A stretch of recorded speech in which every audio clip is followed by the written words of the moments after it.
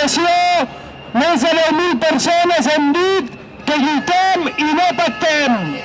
Avui és el principi d'una lluita que ha de continuar.